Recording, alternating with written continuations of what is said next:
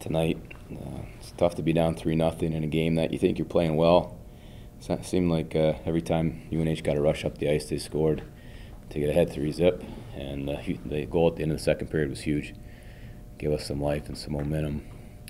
And then I thought their goaltender was outstanding tonight, but we also made it easier for him. We didn't get in front of him very well.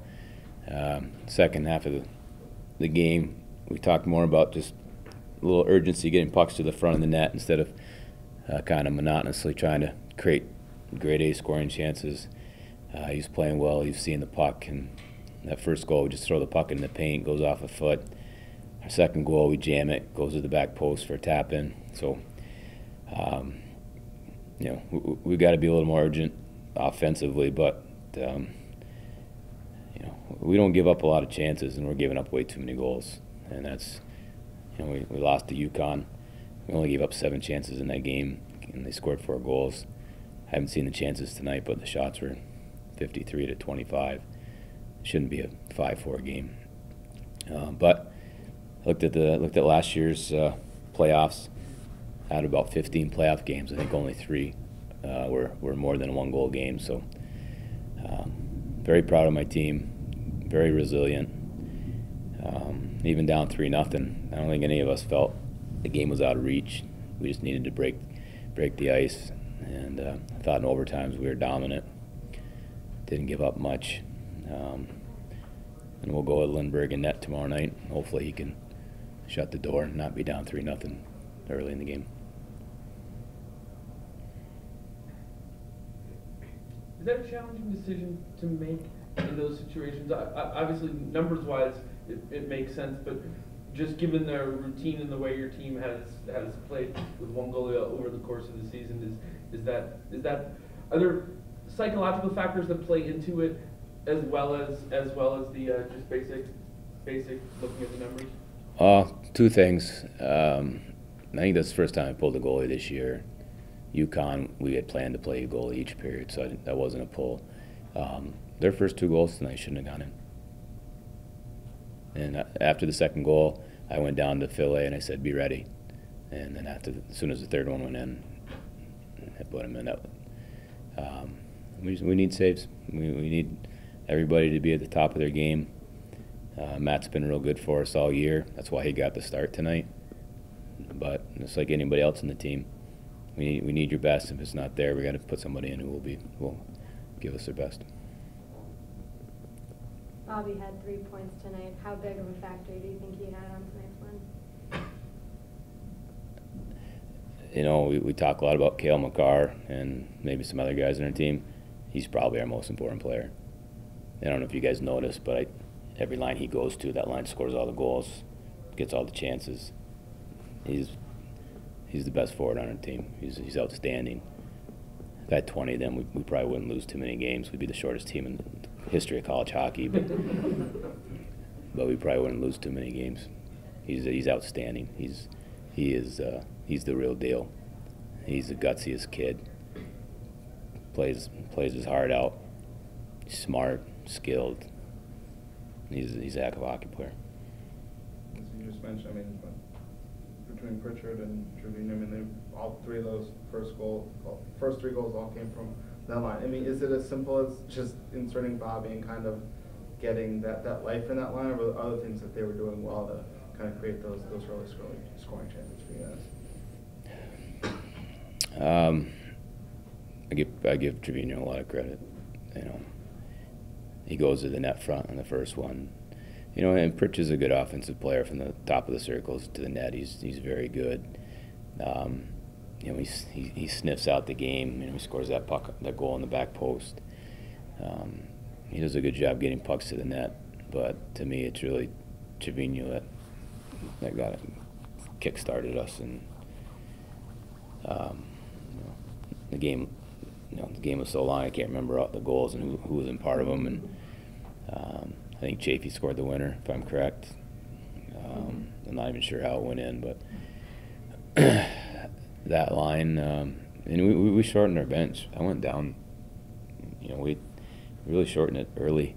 There's just some guys that you got to go this time of year. I got to be able to trust you, and I'll give my guys credit. I played maybe 10 forwards for basically 3 periods of hockey. And those kids gave a lot. And, now these games, that's a tough loss for a team that was up 3-0, but it's super important for us to come out tomorrow night and really set the tone early and not make the mistakes we made tonight and get some saves and then find a way to get through. Every game's a grind. It's 1 versus 8, but it doesn't matter. I mean, we went into Northeastern last year and we lost 3-2 the first night, and we could have won that game. UNH could have won this game. So you can kind of throw rankings out the window. You need saves. You need gritty efforts. And tonight, Bobby Trevino was that gritty difference in the game. You mentioned Trevino's first goal goes off the skate, and Pritchard puts one in, and Chafee, that was a farmer shot that gets deflected, and he just kind of whacks it.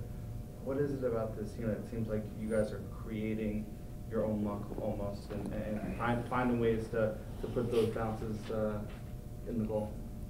I don't know if it's luck. We got 55 shots in net. I hope we can score 5 goals on 55 shots. We got a ton of chances. Brett Boyne's got a breakaway in overtime. Mario Ferraro late in the third period, he's all alone from that. I don't know if that's luck. We created chances. We call it pounding the rock. Keep pounding the rock. Pound the rock. And I thought we did that tonight. And I thought we did it for however many minutes this game lasted.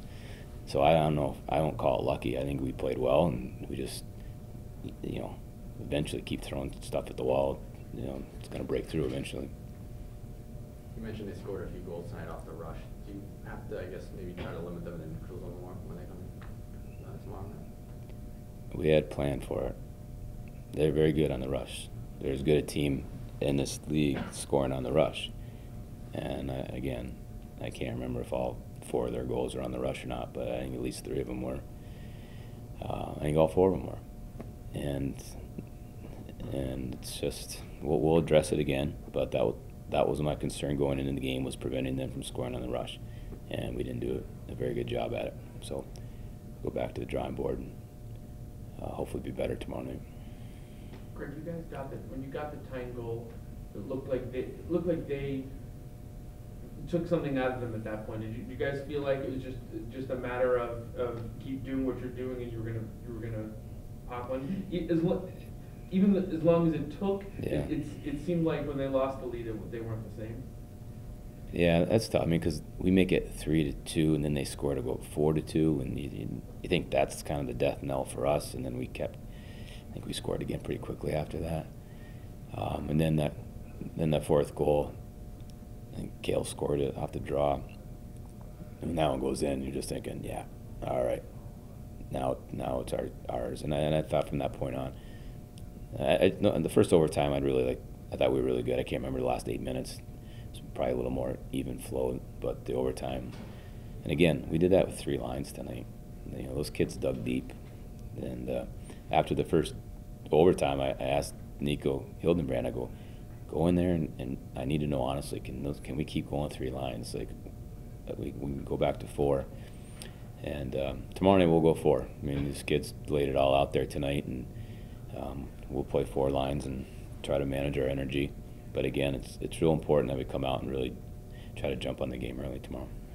Did Philly show you something too? In that he had some odd stretches of not facing a lot of shots and then making a tough stop when he had to. The stop on the break-in there that he had. His action was not sustained, and then especially having not started the game. Did that show you something about sort of his readiness? He's had a very uneven season where he's had to sit behind Matt because Matt's played so well, and then he went to World Juniors and he was gone from our team for 5 weeks, and he came back and he got sick. He was gone. He hasn't. All those 3 things combined has limited his time in the net. But he practices tremendously well. He's a kid that I could throw him in any time, in any place, any situation.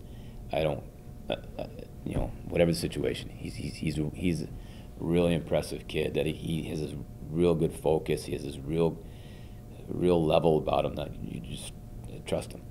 So, throwing him in the middle of the game, I wasn't concerned about that. The fact that he'd go stretches without, a lot of action. So, again, both those kids they're like the same goalie. They have about the same save percentage. They look the same. They play the same. And I felt bad for Philly this year because Matt's deserved the net all year, and this is probably the only time all year where he's a little break that he gets. So it's his net tomorrow night. Let's see if he can run with it. Most emotional celebration all season. What was it about that goal? I was just getting the first one. Honestly, I did nothing there. It just hit off me, and it just felt really good. Just get the boys going. The obvious question, just walk me through that winner from your perspective.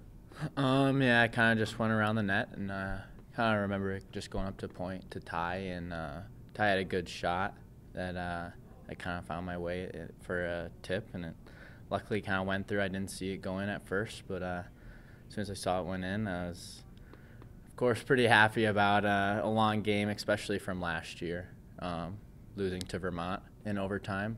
It's a huge win to take this one. So. Mitchell, can you kind of just take us through as the game from the beginning to the end, kind of where the emotion and the energy was on the team, as far as going from the frustration to the eventual elation? Yeah, I mean, I wouldn't say we were too frustrated here. We know we were playing well, but we are making mistakes that just can't happen, and that's how we get down 3 goals or so. And we have a good group here, and we know that we can come back. We've done it before, and it's not really. It's just we know that what we need to do, and we just need to stick to that. And it worked out tonight. So. It looked like there was a little added jump in everybody's legs, even in that last minute after Bobby's goal. Did it feel like once maybe the wall cracked a little bit that you could start kind of trying to run through it? Yeah, definitely. After getting the first goal, it was huge. It's huge of Bobby to be in front of the net, and getting that first goal was probably the most important goal of the game. So. Did you feel like at that point in the game on your goal, is it going to be a greasy kind of goal like that? Yeah, we kind of know that after that long time in overtime that it's not gonna be some pretty goal. You need to go to the front of the net, and that's where the puck ended up. So. What's the latest you've ever scored a goal in a game before? Have you scored an overtime goal? Not double overtime. So no. That is the lead. Is there a junior hockey game somewhere where you scored a playoff game, an overtime goal? I don't. Single overtime? No, not that I can remember. I mean, your line contributed on the first 3 goals you guys scored. What did you, Pritch, and Laganoff do so well tonight to kind of jumpstart that offense? Just kind of felt like we kept it simple.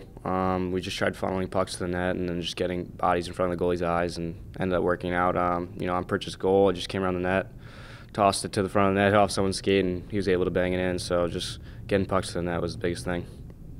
Carl was talking about the fact that it seems like any line that you get added to kind of has that extra jump, extra spark. What do it feel like in your game kind of helps give your line mates that extra jump and spark when you join that line? Whatever line I'm playing on, I just try to work hard. Pritch and Lags are incredibly skilled players, so I'd like to do the dirty work for them, give them the puck and let them bury rebounds in, whatever. Ultimate character moment for this game that you got within 3-2, then they scored, and you kind of still kept going. Yeah, I mean, it's a huge character game. Like I said before, this group is a special group, and we've done this before, and it's a huge character game to bounce back. But we know tomorrow we gotta learn from this, and we gotta come out tomorrow and get the first goal. Did you feel like you had a good start, even though it was scoreless after the first period? Yeah, I would say we did have a good start. Just kind of like I said, just scoring that first goal. Like sometimes it's not going to come easy. You gotta get the goalie's eyes. I mean, they have a good goalie, so you gotta keep funneling pucks to the net. You guys play almost 86 minutes tonight. What's going to be important for you guys to be able to physically kind of get back and be in good shape for tomorrow's game? Definitely having a short memory. Flush this one out of the system, do some recovery, and just get up tomorrow and do it all again. What did Philly kind of give you the way you played, especially right away, kind of did it help settle things down a little bit? I mean, when somebody comes in like that and plays well, is it good? Does he kind of give you the confidence right away, or goal you don't have to think about it? Yeah, definitely. When you come into the game cold like that, it's definitely tough, and I think Philly did a great job, and that gave us a lot of momentum going into the second and third period.